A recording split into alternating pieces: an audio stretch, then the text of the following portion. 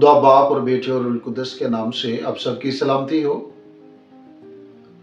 आज हम इस बात पर नजर करेंगे यीशु मसीह की दूसरी आमद, कि यीशु मसीह का दोबारा दुनिया में आना।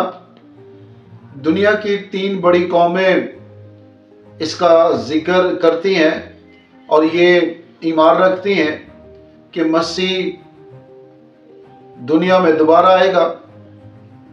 और इन 3 कौमों में से मसीही कौम जो इस बात पर ईमान रखती है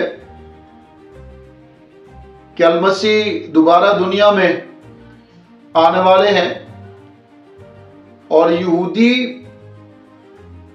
भी इस बात पर ईमान रखते हैं और मुंतजर है कि मसाया आने वाला है और वो दुनिया में आएगा और दुनिया पर हुक्मरानी करेगा। और मुस्लिम भाई भी इस बात पर ईमान रखते हैं कि मसीह दोबारा आएगा। लेकिन एक वीडियो में मैंने अजीब बात सुनी और उस वीडियो के क्लिप को आप देख सकते हैं। बहुत से लोग, आपने देखा होगा आजकल सोशल मीडिया पे इस बारे में बहुत बात कर रहे हैं। उसके अंदर एक जो आपको नज़र आएगा पॉइंट, वो ये है कि नेतन्याहू जो है वो बिब्लिकल प्रोफेसीज को करने आ रहा है, और इस तरह की, इस बारे में आपका क्या ख्याल है? जो बिब्लिकल, उस पे बिब्लिकल प्रोफेसीज दो तरह, एक है एवेंजलिस्ट ज्यूज क्रिश्चियन, वो बिलीव करते हैं कि हमारी हजरत ईसा जो है उन्होंने एट द एंड टाइम पे आना है। तीनों मजहब मान, मुसलमान भी कहते हैं कि मसीहा ने आना है, ईसाई भी कहते हैं कि मसीहा ने, और वो भी कहते हैं मसीहा ने आना है। तीनों का अपना अपना एक क्लेम है। ये कहते हैं कि जिस वक्त जो हैकल है तमीर वापस हो जाएगा, 3rd टेम्पल जब बन जाएगा, तो ईसा आएंगे उसके अंदर, and he will be the person to rule the world. Original ईसा आएंगे वापस, अल्लाह भेजेगा उनको। यहूदी कहते हैं कि टेम्पल जो है वो उसके अंदर वो आके थ्रोन ऑफ डेविड पे हमारा मसाया आएगा और वो रूल करेगा और इंटरनेशनल गवर्नमेंट बनाएगा। मुसलमान कहते हैं कि ये जब यूज़ के साथ जो लास्ट लड़ाई होगी तो मुसलमान जो है ईसा जो है वो उसको भेजा जाएगा ताकि वो उस मिथ को ख़त्म करें कि वो सलीब पे नहीं चढ़े थे, और उसके बाद वहाँ से एक आलमी हुकूमत जो है लियुज़हिरहु अलद्दीन कुल्ले, पूरी आलम पे दीन को गालिब कर देंगे। और इस वीडियो में मसीह के आने का जो जिक्र किया और फिर ये फरमाया कि मसीह आएगा और इस बात को क्लियर करेगा कि मैं सलीब पर मसलूब नहीं हुआ। इस बात को बहुत दफा हम सुनते हैं, और जब ये कहा जाता है तो फिर इसके साथ ये ख्याल पेश किया जाता है, बल्कि अपनी तरफ से ये पूरे वसूख के साथ इस बात को बयान किया जाता है कि मसीह की जगह उसके हम शक्ल शख्स को पकड़ा जाता है और उसे मसलूब किया जाता है।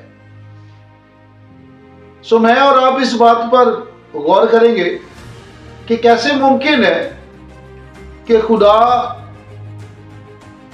मसीह को कुर्बान होने के लिए, बनी नौ इंसान की निजात के लिए, गुनाहों की माफी के लिए, उसे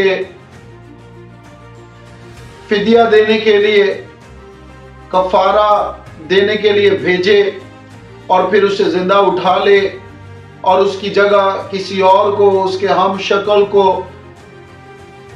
सलीब पर लटकाया जाए। ये मुमकिन नहीं है। और इसके अलावा मैं एक और दलील देना चाहूंगा कि सलीब के मंजर को जब हम देखते हैं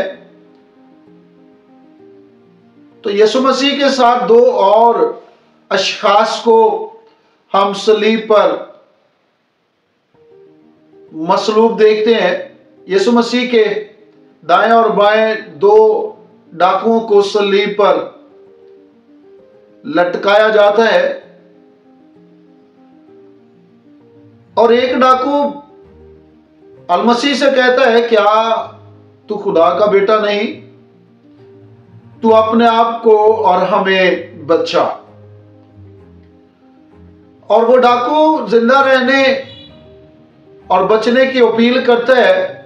उस डाकू को अपने बुरे कामों पर कोई पशेमानी नहीं, उसी हालत में और जीना चाहता है।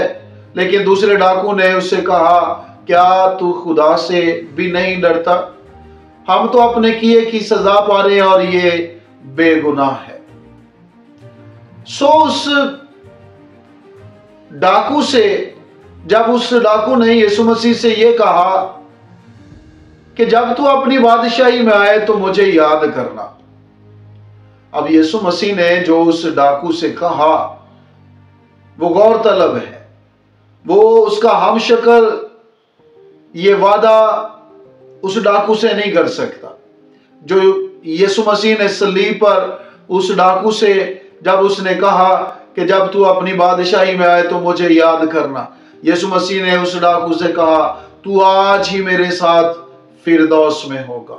ये यीशु का हमशक्ल उस डाकू से वादा नहीं कर सकता। उस डाकू को फिरदौस में ले जाने का इख्तियार सिर्फ और सिर्फ यीशु के पास था, उसके किसी हमशक्ल के पास ये इख्तियार नहीं। मैं और आप अगर इस बात पर गौर करें तो मैं और आप समझ सकते हैं कि सलीब पर यीशु का हमशक्ल नहीं बल्कि खुद अल मसीह फिदिया देने के लिए, कुर्बान होने के लिए हम यीशु को सलीब पर देखते हैं। सो हकाइक को जानने और कबूल करने की जरूरत है। यकीनी तौर पर अगर हम हकाइक को जानेंगे और तस्लीम करेंगे तो हम बरकत पाएंगे। खुदा हम सबको कलाम की इन बातों से बहुत ज्यादा बरकत दे। आमीन।